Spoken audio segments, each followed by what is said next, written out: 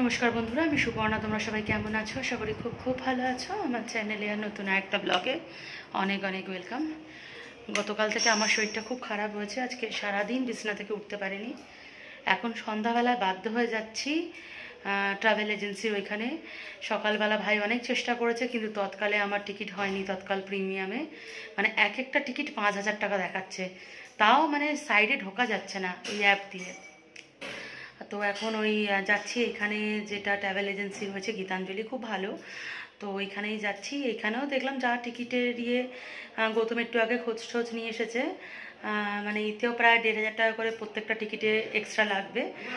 তৎকালের charge, যে টিকিটের charge, এছাড়া ওরা বলছে চেন্নাই দিয়ে কনফার্ম হবে, কাঠপাটি থেকে না।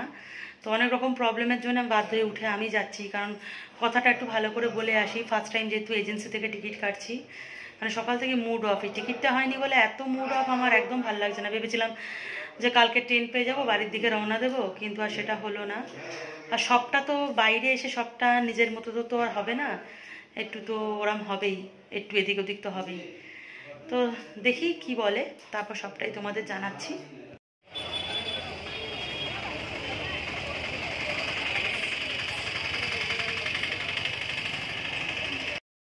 তো গীতাঞ্জলিতে টিকিটের জন্য টাকা দিয়ে এখন একটুখানি কফি খেতে এসেছি। আর লোডশেডিং হয়ে গেছে, চারিদিকে অন্ধকার। আর আজকের যেহেতু কার্তিক মন্দিরে পূজা শুরু হয়ে গেছে, আজকের একদম এই কার্তিক মন্দির গলিটা ভীষণ জ্যাম, ভীষণ। খেতে এসেছিলাম চা, নিয়ে নিয়েছি কফি। কফির সাথে ছিল সামোসা, ডাল বড়া। গৌতমই খেয়েছিল, আমি খাইনি। এখন 10টা বাজে, আবার একটু মার্কেটের দিকে যাচ্ছি। পেঁয়াজ নেই। তো সকালে তো মাছের ঝোল ভাত গৌতম করেছিল, আমার রাতে মাছ খেতে একদম ভাল লাগে না। তো ভেবেছিলাম একটু ডিম টিম ভেজে খাবো, তাও গৌতম বলছে বাইরে থেকে খাবার এনে দেবে। ইচ্ছাও করছে না, যে শরীরটা আমার এত খারাপ। এখন যাচ্ছি পেঁয়াজ আনতে, একটু পেঁয়াজ নিয়ে আসবো। বেশি কিছু নেওয়ার ছিল না, শুধু একটুখানি পেঁয়াজ, একটু ধনে পাতা। আর কি নিলাম গৌতম? আদা আর ডিম। কালকে একটু ডিম খাবো ভেবে রেখেছি। মাছ এখানে আমার ঠিক খেয়ে পোষাচ্ছে না। আজকের গৌতম মাছ এনেছে, কি বড় বড় পিস, কিন্তু মানে মাছটা কোনো টেস্ট পাইনি আমি। এটা মুছে নিয়েছো? আর গৌতম জোর করে নিয়ে গেল বলে। আর সবজি কিনছি, দেখছি একটা ভাই খালি আমাকে দেখছে, আমি বুঝতে পারছিলাম না কেন। এবার হঠাৎ আমাদের দিকে এগিয়ে এসে বলছে, আপনি ভিডিও করেন না? বললাম কি হ্যাঁ। তখন বলছে কি, আমি অনেকক্ষণ ধরে ভাবছি যে দাদার দিদিকে দেখতে পাচ্ছি, আমি তো এনার ভিডিও দেখি। হ্যাঁ। তারপর অনেকক্ষণ কথা বললো এবং আমাকে বলল, দিদিভাই আপনার ভিডিও দেখে ফার্স্ট টাইম আমি ভেলোরে এসেছি ট্রিটমেন্ট করাতে। সব রকম আপনার ভিডিও দেখে ঠেকে আমি সেইভাবে এসেছি, সেইভাবে ট্রিটমেন্ট করাচ্ছি বলে আমাকে মানে আমাকে করলো, মানে প্রশংসা করলো এবং বলল আপনি কিন্তু এইভাবে ভিডিও করে যান এবং ভেলোর সংক্রান্ত ভিডিও আস্তে আস্তে ছাড়তে থাকুন, যাতে মানুষের সুবিধায় লাগে। তো ভীষণ ভালো লাগে, বিশ্বাস করে। যখন ভেলোরে আসি, প্রতিবারই যখনই ভেলোরে আসি, আমার যারা আমার ভিডিও দেখেছেন তাদের সাথে প্রায় আমার দেখা হয়ে যায়, এবং তারা যখন আমার সামনে দাঁড়িয়ে আমার ভিডিও নিয়ে প্রশংসা করে, মানে আমার ভিডিওতে কারোর উপকারে এসেছে, এটা জানতে পেরে সত্যি আমি আর গৌতম ভীষণ খুশি হই। কারণ আমরা যখন প্রথমবার এসেছি, আমরা অনেক প্রবলেম ফেস করেছি। যদি আমার ভিডিওতে সামান্য কোনো মানুষের একটুখানি মানে কষ্ট কম হয়, সেটা কিন্তু আমার ভীষণ ভালো লাগার একটা জায়গা। তো যেদিনকে আমি প্রথম ডাক্তার দেখছিলাম, সেদিনকেও একজন আমার ভিডিও দেখে এসেছিলেন এবং আমাকে দেখেই বললো, দিদিভাই আপনার ভিডিও দেখেই আমি এসেছি। ইভেন যেদিনকে ট্রেন থেকে নেমে প্রথম হোটেলে ঢুকছি, যে কাকুটার সাথে দেখা হয় হোটেলে ঢোকার সময়, সেও এক কথাই বলেছিলেন যে তোমার ভিডিও দেখেই আমি এসেছি। মানে এগুলো সত্যি ভালো লাগে। ভাইটা দমদম ক্যান্টনমেন্ট থেকে এসেছে। তো ভাইটা নিজের ট্রিটমেন্ট করাতে এসেছে। ভাইটা যদি আমার এই ভিডিও দেখে থাকে, তাহলে বলবো তুমি অনেক তাড়াতাড়ি সুস্থ হয়ে ওঠো। আর আমি ঠাকুরের কাছে প্রার্থনা করব, আর ট্রিটমেন্টের জন্য যেন তোমাকে ভেলোরে না আসতে হয়, তুমি ভালো থেকো। তো এইটুকু ভালোবাসা এই মানে সবার থেকে পাচ্ছি না, এতে আমার ইন্তুটা অনেকটা বেড়ে যায় ভিডিও করার। কিন্তু বর্তমানে আমার ইউটিউবে আমি ভিডিও ছাড়তে পারিনি অনেক দিন হলো, প্রায় 1 মাসের কাছাকাছি ভিডিও ঠিকমতো ছাড়তে পারছি না। তার জন্যে কারণ একটাই, আমি যতক্ষণ না কলকাতায় যাচ্ছি আমি ভিডিও ছাড়বো না, কারণ আমার মেন্টাল পরিস্থিতি একদমই ভালো নেই যে আমি ভিডিও এডিট করতে বসবো। ভিডিও তো করছি, কিন্তু সেগুলো এডিট করা, সেগুলো আপলোড করা, এগুলো এখন আমার পক্ষে অসম্ভব ব্যাপার। সেই মেন্টাল পরিস্থিতির মধ্যে আমি একদমই নেই। আমি কলকাতায় ফিরে আস্তে আস্তে ভেলোরের যেটুকু আমি এবার যেটুকু অভিজ্ঞতা সঞ্চয় করেছি তার নিয়ে ভিডিও ছাড়তে থাকবো। আর এই ভিডিওটা তোমরা যখন দেখবে অলরেডি আমি কলকাতায় গিয়ে ভেলোরের ভিডিও হয়তো ছাড়তে থেকেছি, মানে তোমরা অনেকগুলো হয়তো ভেলোরের ভিডিও পরপর দেখে ফেলেছো, এরম একটা সময় হয়তো এই ভিডিওটা আসবে। তো রাতে কি খাই একটু দেখা যাক, আর সবটাই তোমাদের সাথে শেয়ার করবো নিশ্চয়ই। সারা দিনটা তো শুয়ে কাটিয়েছি, চলো দেখতে থাকো। সকালবেলাটা পুরো গৌতম সামলে নিয়েছিল। সকালে শুধু বাসনটা আমি মেজেছিলাম, রান্না করে রান্নার বাসন টাসন মাজা সব ও করেছিল। আর রাতে এখন রুটি করছি আমি, এখানে সব নিয়ে নিয়েছি, রুটি করে নেব। আবার গৌতম গেল, আমি বললাম যে মাছের তরকারি দিয়ে রুটি খাবো না, আবার আমার জন্য তরকারি আনতে গেল। আমি বললাম ডিম ভাজা বা একটু আলু ভাজা করে খেয়ে নেবো, মাছের তরকারিটা দিয়ে আমি একদম রুটি খেতে পারি না। তো শুনলই না, আবার গেল এই রাত্রিবেলা, এখন 10:30 বাজে।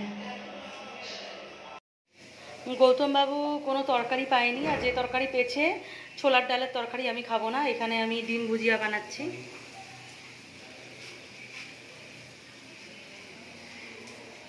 কড়া নামাতে গিয়ে হাতে ছাকা খেয়েছি, পুরো হাত জ্বলে যাচ্ছে। ওই ডাস্টারটা নিয়ে গৌতম চলে এসেছে, আমি আর কড়া ধরতে পারিনি, কড়া ধরার কিছু ছিল না, এবার হাত দিয়ে ধরতে গেছি। ডিম ভুজিয়া করে নিয়েছি, আর এই রুটি গরম গরম।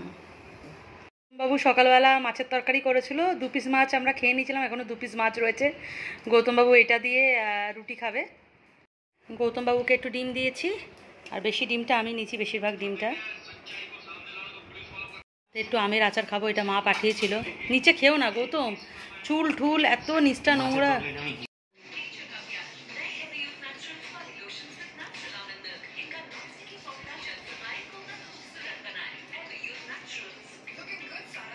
তরকারি আনতে গেছিলো গৌতম, তরকারি পায়নি, এদিকে মিষ্টি নিয়ে এসেছে, নাকি গোলাপ জামুন গরম গরম। তাহলে কি গরম ছিল, এখন ঠান্ডা হয়ে গেছে।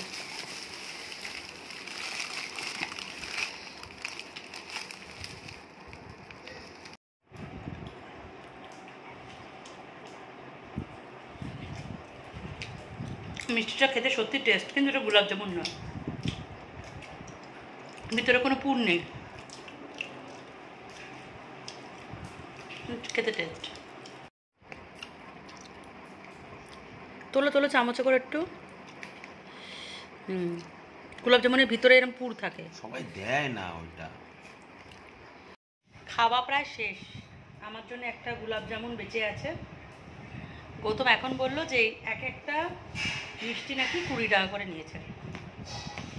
মানে সব জিনিসের খুব দাম, চিকিৎসা করতে আসে একটু কম সম নিতে পারে বলো, চিকিৎসায় তো কত খরচা হয়ে যায়, তাও কত দাম। আর খেতে তো হবে, না খেলে বাঁচবো কী করে। আর আমার মতো যারা পেটুক যারা হয়, খেতে ভালোবাসে। ডিনার করে চলে এসেছি একটা ইম্পর্টেন্ট জিনিস শেয়ার করতে। ভিডিওর প্রথমেই দেখিয়েছিলাম যে আজকে আমরা গীতাঞ্জলিতে গেছিলাম তৎকাল প্রিমিয়ামের টিকিট করার জন্যে। প্রত্যেকবার কিন্তু ফোনের মাধ্যমেই করে দেয় আমার ভাই, কিন্তু এবার কোনো মতেই সেটা সম্ভব হয়নি, ফলে ভীষণ হতাশায় পড়ে গেছিলাম। বিকালে গীতাঞ্জলির কথা আমরা জানতে পারি, ওর অলিগলিতে কিন্তু ট্যুর অ্যান্ড ট্রাভেলসের এজেন্সিগুলো রয়েছে যারা তৎকাল প্রিমিয়ামে টিকিট করে দেয়, কিন্তু সেই ক্ষেত্রে যেহেতু নতুন জায়গা, কোনটা নির্ভরযোগ্য বা বিশ্বাসযোগ্য হবে সেটা নিয়ে আমাদের একটা টেনশন ছিল। শেষমেশ আমাদের লজের ম্যানেজার এবং আমার পরিচিত এক দাদা বৌদি যারা গীতাঞ্জলি থেকেই তৎকাল প্রিমিয়ামে বহুবার টিকিট করেছে, তাদের মতামত নিয়ে আমি গীতাঞ্জলিতে গেছিলাম। আপাতত ওনারা বলে দিয়েছেন যে টিকিট ওনারা কনফার্ম করেই দেবেন। অ্যাডভান্স 2000 টাকা দিতে হয়েছে, আর আগামীকাল আমাদের 10:30টার মধ্যে গিয়ে জানতে বলেছে যে টিকিটটা হয়েছে কিনা, এবং টিকিটটা হাতে দিয়ে বাকি টাকাটা ওনারা নেবেন বলেছেন। এটা একটা বেঙ্গলি অর্গানাইজেশন এবং এনার যে ওনার তার ব্যবহার যথেষ্ট ভালো। তো বাকিটা টিকিটটা পাওয়ার পর হয়তো তোমাদের ডিটেলসটা বলতে পারবো, টিকিটটা হাতে পেলে যে কত টাকা লেগেছে বা এক্সট্রা কি চার্জেস লাগছে। ভেলোরে যারা ট্রিটমেন্ট করতে আসে অধিকাংশ মানুষকেই কিন্তু এই সমস্যার সম্মুখীন হতে হয়। অনেকে রিটার্ন টিকিট কনফার্ম করেই আসে, কিন্তু চিকিৎসার সময়সীমা বেড়ে যাওয়ার জন্যে টিকিট ক্যান্সেল করতে হয়, তার ফলে শেষে আবার সেই তৎকাল প্রিমিয়ামে টিকিট করতে হয়। আর বেশিরভাগ মানুষই বুঝতে পারে না যে চিকিৎসা বা ট্রিটমেন্ট করতে কতটা সময় লাগবে, তার ফলে রিটার্ন টিকিট করেই আসে না, তাদের তো তৎকাল প্রিমিয়ামে টিকিট করতেই হয়। এবার মানে যে সমস্যাটা আমারও হয়েছে, আমরা ভেবেছিলাম এবার সার্জারি হয়ে যাবে এবং সার্জারি করতে কতটা সময় লাগবে সেটা আমাদের একদমই আইডিয়া ছিল না, তার ফলে আমরা কিন্তু রিটার্ন টিকিট মানে না করেই এসেছিলাম। এবং এইখানে এসে আমার সার্জারিটা হলো না, সেটা 4 মাস পিছিয়ে গেল। তার ফলে এখন বাড়ি ফেরার একটা তাড়া, আমার টিকিট লাগবে। আর অনেকে ফোনেও করে নিতে পারে, কিন্তু প্রত্যেকবার যেটা আমরাও করে নিয়েছি ফোনে, কিন্তু এবার ফোনে ভীষণ সমস্যা হচ্ছিল, মানে ওই সাইডে ঢোকাই যাচ্ছিল না। এবং ট্রেনের টিকিটের দাম এতটাই বেশি দেখাচ্ছিল, মানে ফ্লাইটের টিকিট হয়ে যাবে, আমার এক একটা ট্রেনের টিকিট 5,000 6,000 দেখাচ্ছিল। মানে সেই ক্ষেত্রে অত টাকা দিয়ে টিকিট করে যাওয়াটাও মুশকিল। সবসময় তো মানে বাড়ি ফিরবো এটা ভাবলে হবে না, টাকার দিকটাও ভাবতে লাগে। তো সেই ক্ষেত্রে অনেক মানুষ এরমও হয় যে বয়স্ক মানুষ বুঝতে পারে না, তারা ফোনে টিকিটও করতে পারে না। সেই ক্ষেত্রে আমি যেহেতু আমার ভিডিওর মাধ্যমে কিছু কিছু শেয়ার করতে থাকি, তো আজকের এই গীতাঞ্জলির ব্যাপারটাও শেয়ার করলাম। এটা গান্ধী রোডেই রয়েছে। তোমরাও যদি কখনও ভেলোরে এসে টিকিট সংক্রান্ত কোনো প্রবলেমে পড়ো, তাহলে এদিক ওদিক কী করব না করব, কোথায় যাব, এই না ভেবে তোমরা কিন্তু গীতাঞ্জলিতে একবার দেখতে পারো। এটা কোনো প্রমোশনাল ভিডিও নয়। আমি যেহেতু এখানে আসলাম আর আমি ভেলোরে এসে যেটুকু জানতে পারি, যেটুকু অভিজ্ঞতা সঞ্চয়, সবটাই তোমাদের সাথে শেয়ার করি, তাই এটা শেয়ার করলাম। চলো আজকের মতো ভিডিওটা এন্ড করলাম, চলো বাই।